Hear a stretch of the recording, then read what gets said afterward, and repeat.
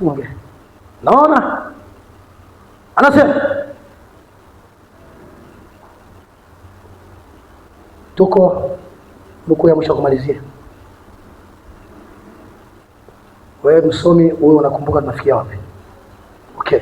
Dada, ndugu, najua Biblia inasema Roho Mtakatifu atia alama wale watu wanaougua na kulia kwa ajili ya machukizo yaliyofanywa na mjini. Sasa nataka kuulizeni swali. Tunafanya miemko mingi juu ya mawazo yetu ya kidini, lakini nani aliye mjini hapa mchana wa leo katika Jefferson au Mtoni Mtongani ambaye anauhangaikia sana ulimwengu uliopotea?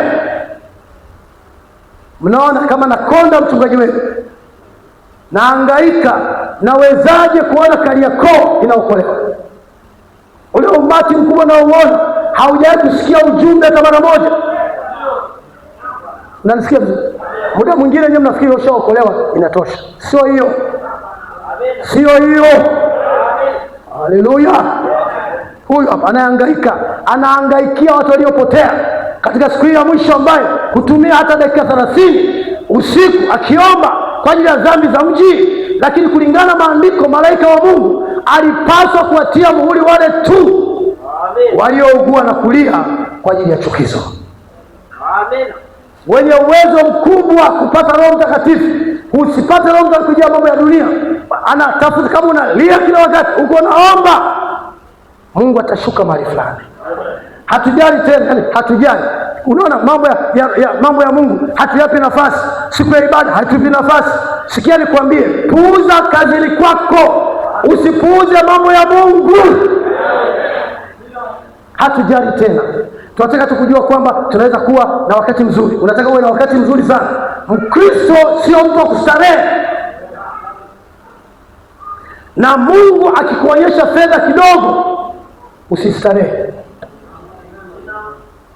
Chakarika zaidi, mtumikia zaidi, funga zaidi. Haleluya. Hatujali tena. Tunataka kujua kwamba tunaweza kuwa na wakati mzuri. Tunataka kujua kwamba tunaweza kuwa na chama kidogo cha kijamii kanisani mwetu. Tunataka kujua kuwa tunayo kula inayokuja ukifikia wakati wa kumchagua mchungaji mwingine. Tunataka kanisa letu lionekane bora zaidi kuliko kanisa la wenzetu mwingine. Hilo ndilo wazo la dunia hii siku hizi. Hakuna anayeishi. Bwana Mungu, njoo kwangu upesi, la sivyo taangamia. Tunataka Mungu awe mali yako usiku na mchana. Haleluya.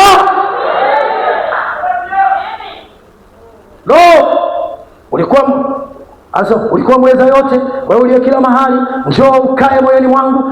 Bwana, hata vigumu kumfanya mwanaume au mwanamke kuinua mkono wao na kumkubali Bwana Yesu anapoitwa kama Mwokozi. Benchi la mtindo wa kale la waombolezaji limeondolewa. Mnanisikia kweli? Nyumbani mwako ukizimisha maombi na mafanikio yamezimika. Unaweza kujificha kusema hata hawanioni, hatukuoni. Maombi huleta ustawi ndani ya nyumba ya mwaminio. Haleluya. Tukiwa na waombaji wengi, tukawa na vikundi vya kuomba na kutosha, tutastawi. Mungu asaidie sana. Walimkaribisha ndani. Benchi la waombolezaji linaondolewa. Hakuna kulia tena. Hakuna kulia tena madhabahuni. Hatuna watu ambao wanakuja mapema hata kabla ya saa 2 katikati ya wiki nzima wewe uonekane kwenye ibada. Si uje saa 12 uanze kuomba hapa. Uwe mwenye akili. Kama ulifunga wiki nzima, unamwambia Bwana, Jumapili hii saa 12 kwa mlangoni naanza kuomba mwenyewe. Yale maombi mafupi ya kipindi cha saa 1 hayana maana. Nisaidie Baba. Haleluya. Wewe umejaa udhuru kila wakati, unataka kustarehe. Mkristo hastarehe. Paulo akasema, na utesa mwili wangu isije kwamba nikahubiri wengine nikawakataliwa. Ungemwona Elia, watu wanafikiri Elia alikuwa ni mtu wa kula, analetea mambo.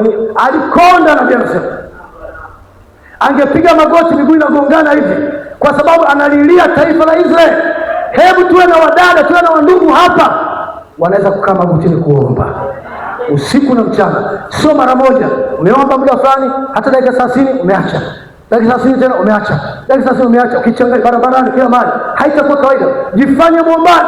Hebu wazieni tu wakati wa Charles Finney, mhubiri tu wa Injili, maskini mwanasheria aliyeongoka, maskini jamaa mdogo aliyekauka, alikuwa akijaribu sauti katika jengo moja, naye akasema, tubuni la sivyo mtaangamia. Kwa jinsi alikuwa na wadada watatu waombaji wanamwombea usiku na mchana. Nakupenda mchungaji, mimi cha kwanza nakuomba uniombee. Ndugu, niombee. Shikilia mchungaji wako, utamwona nguvu zitatokeza ajabu. Huyu alikuwa na nguvu, ni mwanasheria, pasta.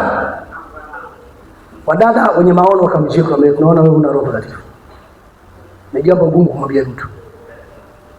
Akakataa, wakamwambia tutakuombea mpaka ujaze. Baada ya kujazwa, haleluya, akijaribu kipaza sauti, anasema sio, alikuwa anahubiri, anajaribu, mtu akaanguka chini. Alikuwa anahubiri, wanapita watu kutoka shambani nje, hawajasikiza mahubiri, wakipita tu kwenye kanisa lake hivi wanapiga magoti. Hawajaja kanisani. Nini kilisababisha?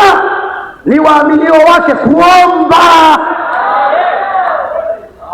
Wakati wa jioni kuna utususi mwingi wa mambo. Kama unajipumbaza wewe ni mtu wa kanisa tu na kurudi, hata shetani huenda kanisani. Jitengee muda wako na Mungu peke yako. Barabarani unapotembea usipoteze muda. Ukiacha peke yako, ongea na baba yako. Usisubiri maombi ya chumbani, utashikwa. Uko njiani unaimba ndani ya Yesu, na sio njiani huko mawazo, sijui mwaka huu nitajengaje nyumba. Sisemi usiwaze hilo, lakini muda wote unawaza hilo. Ile pale. Huyu ndipo mtu mmoja aliyeketi kwenye kuba akazimia na kuanguka chini. Alisimama kwenye rosheni ya jengo huko New England na kuwahubiria kuzimu waliopotea. Ndipo akapaza sauti, mtaangamia msipotubu. Wanaume walizimia na wanawake na kuanguka mitaani. Hii ilikuwa sio nguvu ya Charles. Dada zangu, hasa ni dada zangu, hawa jamaa wanakuwa vurugu mara nyingi kazini. Wewe dada uko nyumbani tangu asubuhi, umeletewa hela ya chai, ukinywa chai unaenda kulala. Lala vizuri, ulale kama Yona. Ngoja waje kuamshe, yatakupiga matatizo kama mwizi. Ukiwa mke wa nyumbani, mara baada ya kula kunywa chai yako asubuhi, kimaliza osha vyombo vyako, umefagia, unajua una shughuli nyingine, ingia chumbani kuomba. Anza leo uone itakavyokuwa. Haleluya. Ombea kazi ya Bwana.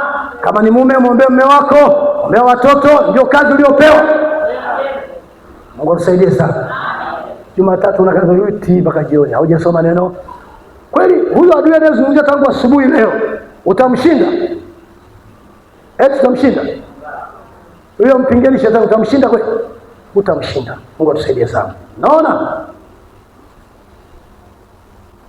anasema, lakini unaweza kuhubiri toba na kuzimu ya moto na kiberiti, na watu watayacheka. Kuna nini? Mioyo yetu ni baridi, hatujali, tuna mengi kupita kiasi, tunahitaji machache ya dunia na mengi zaidi ya Mungu. Mioyo yetu ni baridi kupindukia, tunavutiwa na mihemko fulani, tunakuwa na hamu light.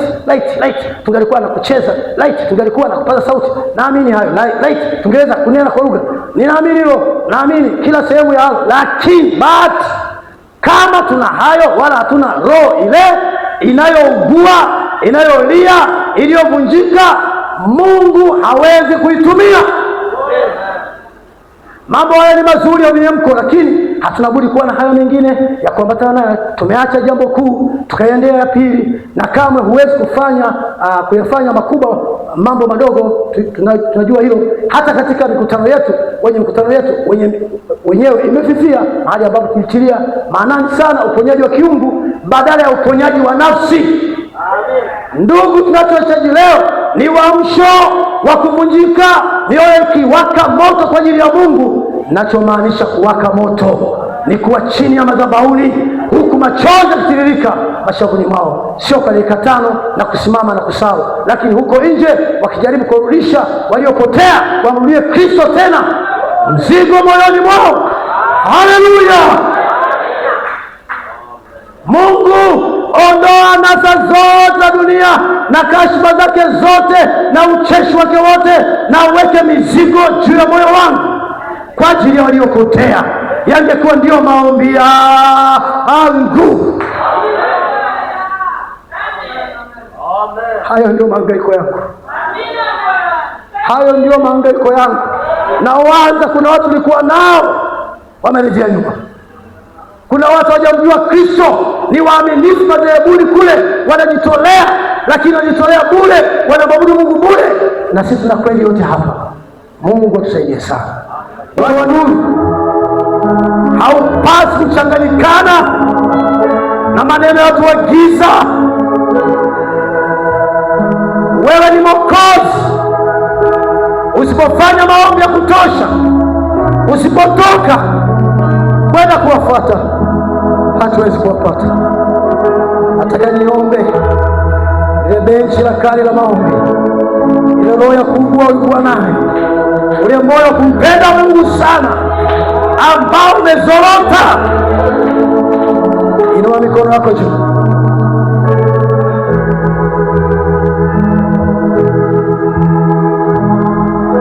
Mungu anahitaji kunyanyua tena, anahitaji kunyanyua mahali ulipo. Wakati unafilisika maombi, unafilisika jitihada ya kukimbizana kumtumikia Mungu, pole pole bila kujua uharibifu unaanza. Pole pole maadui zako wanapata nguvu. Pole pole uvamizi unaanza.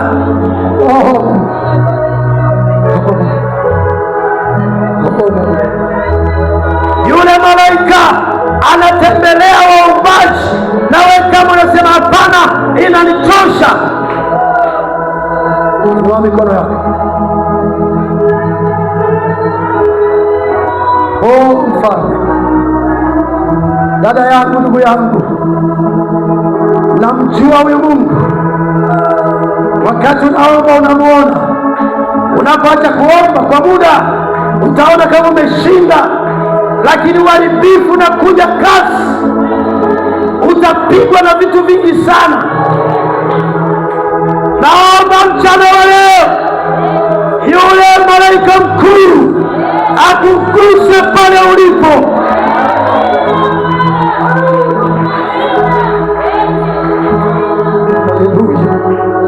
Haleluya, haleluya.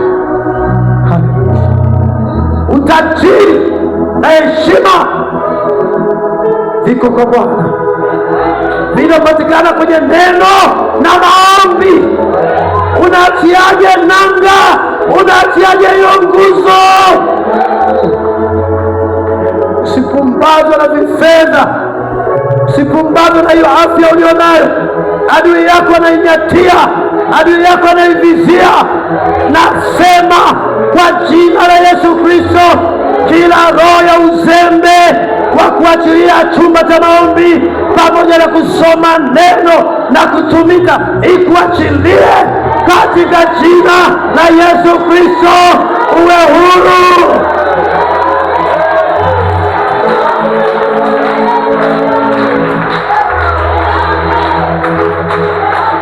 Ikiwa watu wangu walioitwa kwa jina langu watajinyenyekeza na kuomba, utasikia. Nimeomba sana, Mungu asikie. Endelea kuomba. Nilianza kuomba, endelea kuomba. Kufunga isiwe swala mpaka kanisa zima, hapana.